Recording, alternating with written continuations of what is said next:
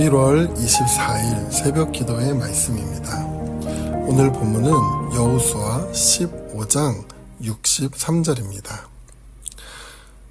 예루살렘 주민 여부스 족속을 유다 자손이 쫓아내지 못하였으므로 여부스 족속이 오늘까지 유다 자손과 함께 예루살렘에 거주하니라.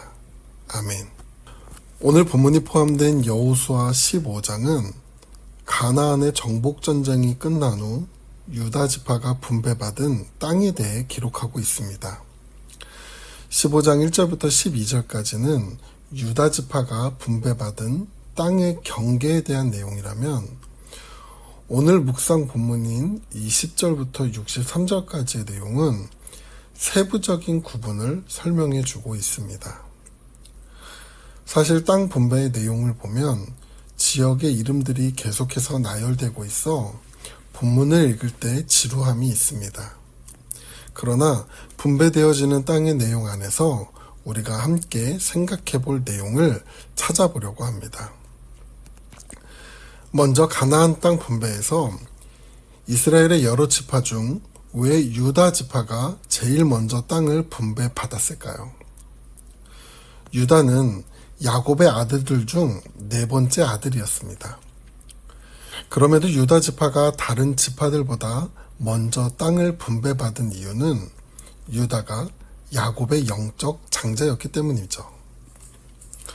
원래 육적 장자는 첫째인 르우벤이었으나 아버지의 후처였던 비라와 동침한 죄로 인해 장자권이 박탈되었고 둘째 레위와 셋째 시므온 역시 세겜에서 하몰과 그의 아들 세겜을 죽이는 일이 문제가 되어 야곱의 실질 장자권이 넷째인 유다에게 넘어간 것입니다.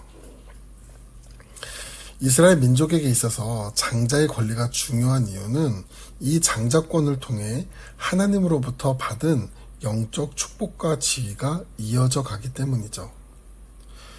이렇게 유다에게 넘어간 영적 장자의 권리를 통해 후에 유다 지파에서 다윗 왕이 나오고 그 후에는 다윗의 자손에서 예수 그리스도께서 이 땅에 오시게 됩니다.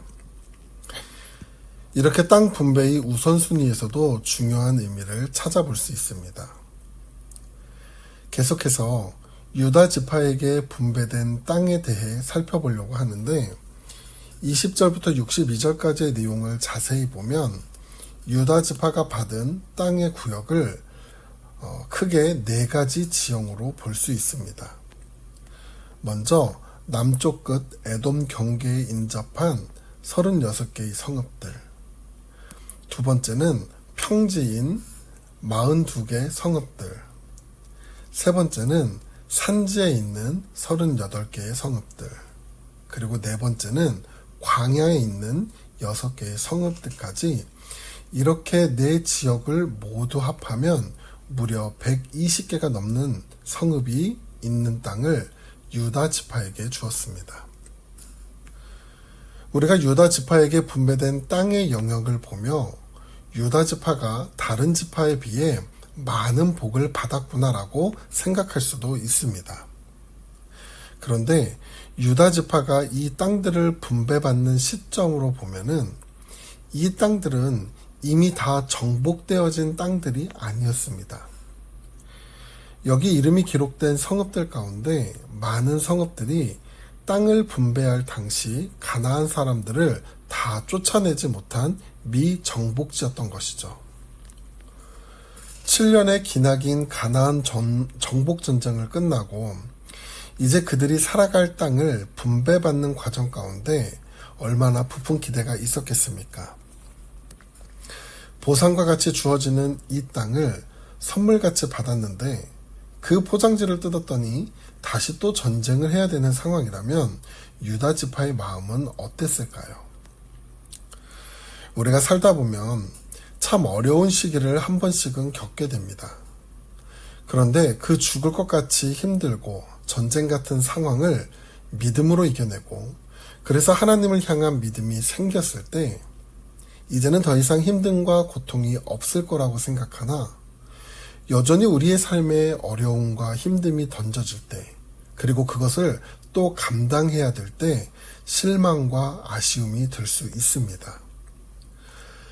유다주파도 이제는 고생 끝 행복 시작을 기대하며 분배된 땅으로 들어갔지만 여전히 끝나지 않은 정복 전쟁을 마주할 때 어떠한 마음이 들었을까요? 아니, 하나님은 왜 아직 정복 전쟁이 마무리되지 않은 이 땅을 유다 지파에게 주신 것일까요? 그 이유에 대해 힌트를 갈렙이 기업으로 받은 헤브론을 통해 생각해 볼 수 있습니다. 갈렙은 가나안 땅이 분배되기 전 여호수아에게 이전에 모세가 자신에게 약속한 내용을 말하며 자신의 기업, 즉 땅을 요구합니다. 그리고 여호수아는 헤브론 땅을 분배해 줍니다. 그리고 그 땅을 받을 때에 갈렙은 이렇게 말합니다. 14장 12절에 보면 그날에 여호와께서 말씀하신 이 산지를 지금 내게 주소서. 당신도 그날에 들으셨거니와 그곳에는 아낙 사람이 있고 그 성읍들은 크고 견고할지라도 여호와께서 나와 함께 하시면 내가 여호와께서 말씀하신 대로 그들을 쫓아내리이다 하니. 여기 보면 갈렙이 분배받은 헤브론 땅을 보면 이곳 또한 정복되지 않은, 그리고 그곳에는 아낙 사람들이 있었다라고 합니다. 우리가 아는 대로 아낙 자손은 네피림의 후손으로 그들은 거인족이며 용사였습니다.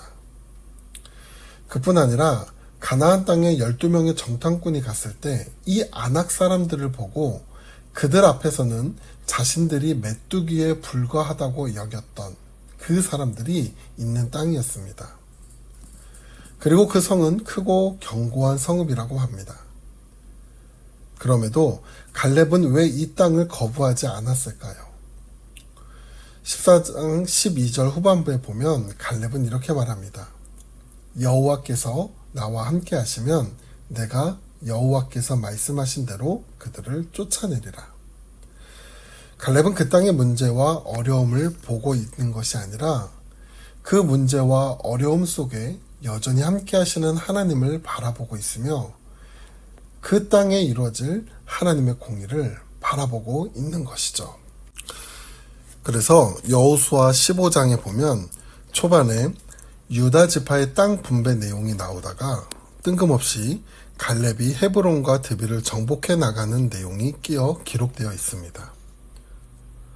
그리고 그 내용이 끝나고 나서 다시 유다 지파의 땅 분배 내용이 계속 이어집니다.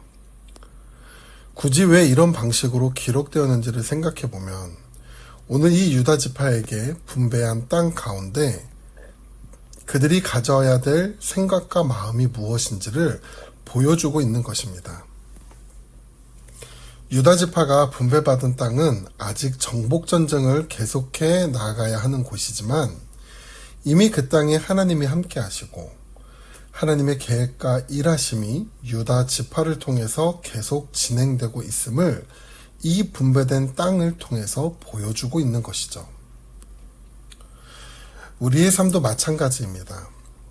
신앙을 가지고 하나님을 믿으며 살아왔어도 여전히 우리 삶에 문제가 남아있는 이유가 무엇일까 생각해보면 우리에게 던져진 문제와 어려움 속에서 우리와 함께 하시며 하나님의 뜻과 일하심이 우리 삶에 이루어짐을 보여주며 그 가운데 은혜를 발견할 수 있게 하기 위함인 줄 믿습니다. 그래서 우리는 문제가 남아있는 상황 속에서도 더 이상 불평하거나 실망할 필요가 없습니다. 왜냐하면 갈렙이 가졌던 마음, 여호와께서 나와 함께 하시면 내가 여호와께서 말씀하신 대로 그들을 쫓아내리라는 이 담대함을 가질 수 있기 때문입니다. 이렇게 유다 지파에게 분배된 땅에서 그들은 이 정복 전쟁을 계속해서 해 나가야 했습니다. 그 가운데 한 가지 찜찜하게 남는 구절이 있습니다. 그것은 오늘 우리가 읽은 본문의 마지막 절 63절입니다. 예루살렘 주민 여부스 족속을 유다 족속이 쫓아내지 못하였으므로 여부수 족속이 오늘까지 유다 자손과 함께 예루살렘에 거주하니라. 오늘 본문에 기록된 유다 지파가 분배받은 수많은 성읍들 가운데 정복되지 않았던 지역은 얼마 지나지 않아 다 정복이 되었습니다. 그런데 예루살렘의 여부수 족속은 쫓아내지 못했다고 합니다. 그들이 강에서 쫓아내지 못하고 정복해내지 못한 것일까요? 유다 지파는 갈렙과 함께 헤브론의 아낙 자손들까지 싸워 이긴 용사들이었습니다. 그러기에 마음만 먹으면 얼마든지 정복하고 쫓아낼 수 있는 곳이었습니다. 그럼에도 왜 쫓아내지 못한 것일까요?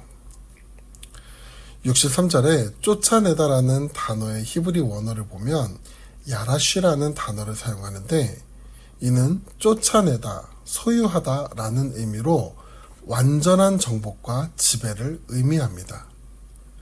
그런데 이 야리시라는 단어에는 신학적 의미로 하나님의 백성이 약속의 땅을 차지하는 것이 단순히 물리적 땅의 점령이 아닌 영적인 정결과 순종의 과정을 나타낸다고 합니다. 신명기 20장 16절에서 17절에 보면 하나님이 이스라엘 백성에게 다음과 같이 명령하셨습니다. 오직 내 하나님 여호와께서 내게 기업으로 주시는 이 민족들의 성읍에서는 호흡 있는 자를 하나도 살리지 말지니 곧 헷 족속과 아모리 족속과 가나안 족속과 브리스 족속과 히위 족속과 여부수 족속을 내가 진멸하되 내 하나님 여호와께서 내게 명령하신 대로 하라. 왜 하나님은 가나안 땅의 족속들을 진멸하라고 하신 것일까요? 그 이유가 신명기 20장 18절과 31장 16절에 보면 이렇게 나옵니다. 이는 그들이 그 신들에게 행하는 모든 가증한 일을 너희에게 가르쳐 본받게 하여 너희가 너희의 하나님 여호와께 범죄하게 할까 함이니라. 이 백성은 그 땅으로 들어가 음란히 그 땅의 이방 신들을 따르며 일어날 것이요 나를 버리고 내가 그들과 맺은 언약을 어길 것이라. 이 내용을 정리해보면 가나안 민족이 가지고 있는 음란과 우상 문화로 인해 이스라엘 백성이 하나님 앞에 죄를 지을까봐, 다시 말해 하나님을 버리고 돌아설 원인이 될 것이기 때문이었습니다. 가나안 족속을 쫓아내는 과정은 이스라엘 백성의 영적인 정결과 순종이 이어지는 결과였기에 예루살렘의 여부수 족속 또한 싸워 쫓아내야 할 대상이었습니다. 그런데 유다 지파는 이 하나님의 명령을 따르지 못했습니다. 왜 그랬을까요? 그것은 이것 하나쯤이야 하는 타협적 태도가 결국 문제가 된 것이고, 이 작은 가시 하나가 결국 이스라엘 민족에게 있어서 신앙의 숨통을 뚫어막는 문제가 됩니다. 사랑하는 태국 한인교회 성도 여러분, 우리가 하나님을 믿고 따를 때 중요한 것 중 하나가 바로 영적인 순결입니다. 우리가 아무리 믿음의 여러 모양을 가지고 있다 할지라도 완전히 해결하지 않은 작은 죄의 모습이 남아있다면 이것은 결국 독버섯처럼 자라고 퍼져나가 우리의 믿음과 신앙을 흔들게 됩니다. 오늘 말씀을 묵상할 때 우리 삶에 여전히 남아있는 내 스스로 타협하며 남겨놓은 죄의 모습은 무엇이 있는지 생각해보는 시간 되시기 바랍니다. 그리고 그것마저도 나의 삶의 영역에서 몰아낼 수 있는 힘과 용기, 결단을 가질 수 있도록 그 힘과 은혜를 구하시기 바랍니다. 그래서 어려움과 문제가 많은 삶이지만 그 삶 속에 함께 하시며 우리보다 앞서 문제와 싸우시는 하나님을 바라보고, 그리고 그 하나님의 은혜 안에 살아감을 발견하는 오늘 하루 되시길 간절히 바랍니다. 기도하겠습니다. 은혜가 풍성하신 하나님, 오늘 우리의 믿음의 삶 속에서도 많은 문제와 어려움을 갖고 살아가지만 그 삶의 저주가 아닌 축복이 될 수 있는 이유는 그 삶에 하나님이 함께하기 때문입니다. 오늘 우리의 삶 속에 하나님이 함께하시고 모든 영적 전쟁에서 하나님을 믿음으로 순종하며 따를 때 이기게 하시는 역사를 바라볼 수 있도록 인도하여 주시옵소서. 그때에 우리의 삶의 작은 불순종과 죄의 모습까지도 끊어내고 쫓아낼 수 있는 힘과 용기를 허락하여 주시옵소서. 오늘 하루도 내가 붙잡고 있던 작은 죄로 인해 넘어지거나 무너지지 않도록 은혜를 더하여 주시옵소서. 감사드리며 예수님의 이름으로 기도드립니다. 아멘.